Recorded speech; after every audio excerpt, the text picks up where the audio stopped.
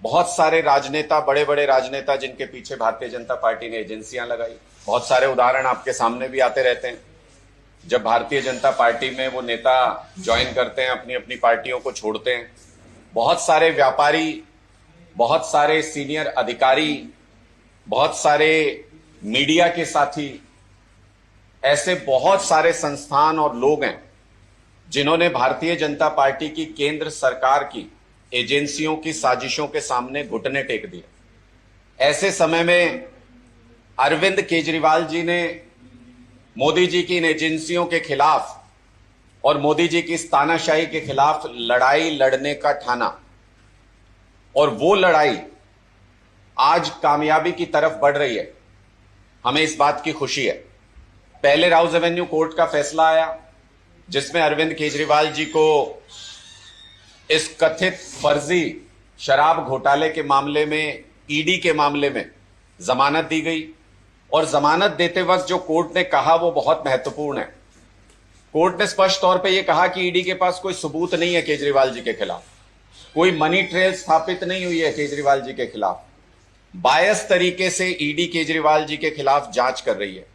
ये सारी चीजें कोर्ट ने अपने जमानत देते हुए अपने फैसले में कही। बहुत सारे राजनेता, बड़े बड़े राजनेता जिनके पीछे भारतीय जनता पार्टी ने एजेंसियां लगाई, बहुत सारे उदाहरण आपके सामने भी आते रहते हैं।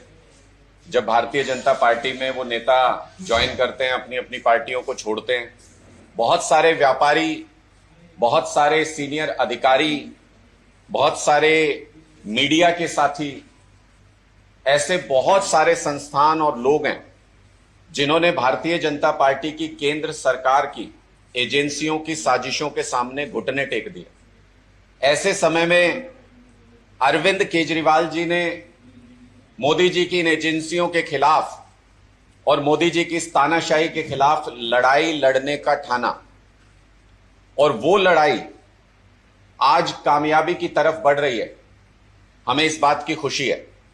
पहले राउज एवेन्यू कोर्ट का फैसला आया जिसमें अरविंद केजरीवाल जी को इस कथित फर्जी शराब घोटाले के मामले में, ईडी के मामले में जमानत दी गई, और जमानत देते वक्त जो कोर्ट ने कहा वो बहुत महत्वपूर्ण है।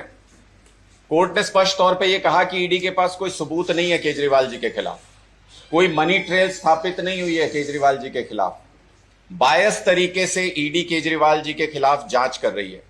ये सारी चीजें कोर्ट ने अपने जमानत देते हुए अपने फैसले में कही। बहुत सारे राजनेता, बड़े बड़े राजनेता जिनके पीछे भारतीय जनता पार्टी ने एजेंसियां लगाई, बहुत सारे उदाहरण आपके सामने भी आते रहते हैं। जब भारतीय जनता पार्टी में वो नेता ज्वाइन करते हैं, अपनी अपनी पार्टियों को छोड़ते हैं, बहुत सारे व्यापारी, बहुत सारे सीनियर अधिकारी, बहुत सारे मीडिया के साथी, ऐसे बहुत सारे संस्थान और लोग हैं जिन्होंने भारतीय जनता पार्टी की केंद्र सरकार की एजेंसियों की साजिशों के सामने घुटने टेक दिए। ऐसे समय में अरविंद केजरीवाल जी ने मोदी जी की इन एजेंसियों के खिलाफ और मोदी जी की इस तानाशाही के खिलाफ लड़ाई लड़ने का ठाना, और वो लड़ाई आज कामयाबी की तरफ बढ़ रही है। हमें इस बात की खुशी है। पहले राउज एवेन्यू कोर्ट का फैसला आया जिसमें अरविंद केजरीवाल जी को इस कथित फर्जी शराब घोटाले के मामले में, ईडी के मामले में जमानत दी गई, और जमानत देते वक्त जो कोर्ट ने कहा वो बहुत महत्वपूर्ण है। कोर्ट ने स्पष्ट तौर पे ये कहा कि ईडी के पास कोई सबूत नहीं है केजरीवाल जी के खिलाफ, कोई मनी ट्रेल स्थापित नहीं हुई है केजरीवाल जी के खिलाफ। बायस तरीके से ईडी केजरीवाल जी के खिलाफ जांच कर रही है।